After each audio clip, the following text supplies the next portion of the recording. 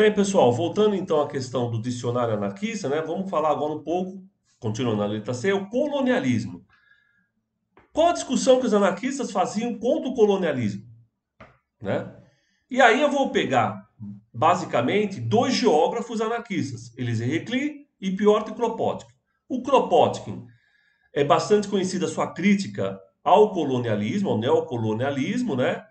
E principalmente existe um debate que ele faz contra um geógrafo inglês, defensor do colonialismo, chamado Ralph Mackinder. Essa resposta dele, que foi publicada em livro chamado O que deveria ser a geografia, né? Pela Biblioteca Terra Livre, onde vocês podem comprar, demonstra o quê? Que a geografia deveria ser popularizada, já que o Mackinder entendia que a geografia deveria ser uma ferramenta de poucos, sejam políticos ou grandes financistas, empresários, assim por diante. O Kropotkin vai fazer uma crítica a essa avaliação que tem o Mackinder, ok? E vai demonstrar a importância da geografia enquanto um mecanismo de dissolver na cabeça das crianças a ideia de fronteiras e principalmente de que existem os chamados povos inferiores. Inclusive, ele é um dos poucos, naquele momento, no século XIX, que coloca povos inferiores entre aspas.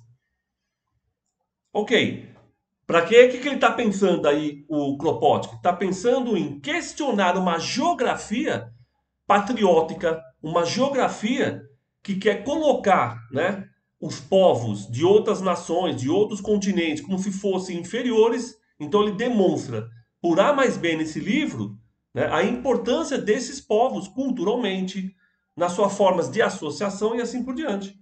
Então, podemos pegar o primeiro caso, essa contenda aí entre Kropotkin e Mackinder, demonstrando como os anarquistas pensam o colonialismo.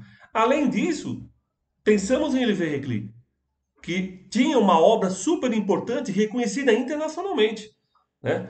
Quando o Reclus, em 1871, ele vai ser preso, né, pós a Comuna de Paris, existe uma carta de vários intelectuais pedindo para que não colocasse o Estado francês não colocasse a mão no Olivier Reclus pela importância científica que ele já tinha. Carta essa assinada, entre outros, pelo Charles Darwin, pelo Alfred Wallace, que colaborou com Charles Darwin, né, naquele momento lá, sobre a teoria da evolução, pelo escritor francês Victor Hugo.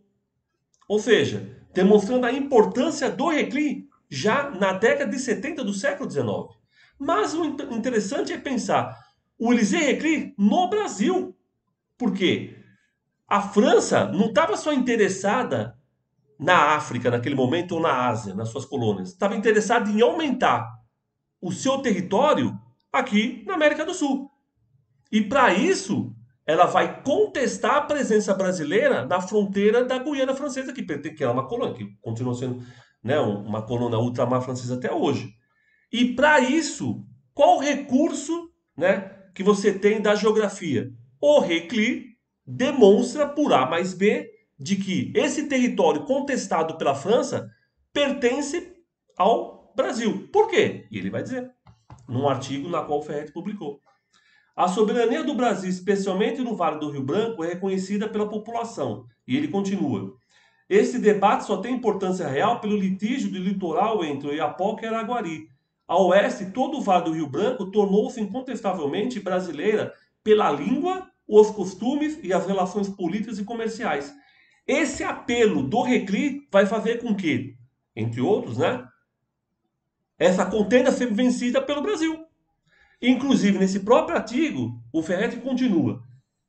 Esta última frase de Reclus já tinha sido citada em 1896, causando algumas preocupações na correspondência do ministro francês Stéphane Pichon sobre o contestado. Ou seja, o Reclus era francês, mas deu ganho de causa ao Brasil, demonstrando que naquela região do Amapá já era habitada pelos brasileiros há muito tempo. Então não fazia sentido a declaração francesa de querer ampliar o seu território. Isso é bem interessante, sabe por quê? Porque se vocês pegarem um outro geógrafo chamado Vidal de Lablache, ele vai usar a sua obra para tentar justificar o assédio francês. Então vocês tinham geógrafos naquela época, né? que apoiavam o colonialismo descaradamente. Eu citei aqui o Eduardo Lablache, mas tinha outros, por exemplo, o Ratzel, o alemão.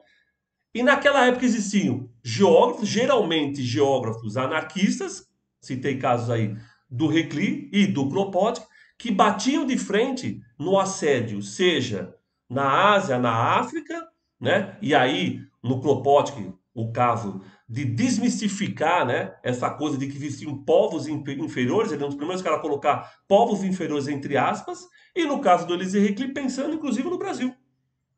Ele poderia ser, como sendo francês, poderia estar apoiando a França nesse processo, como fez o Vidal de Lablache, mas ele não fez isso. Ele demonstrou a característica daquele território, que conforme a gente comentou agora, tinha costumes, língua, o povo brasileiro já ocupava, não fazia sentido então ela ser passada para a Guiana Francesa e assim sucessivamente para o Império, né, desculpa, a República Francesa.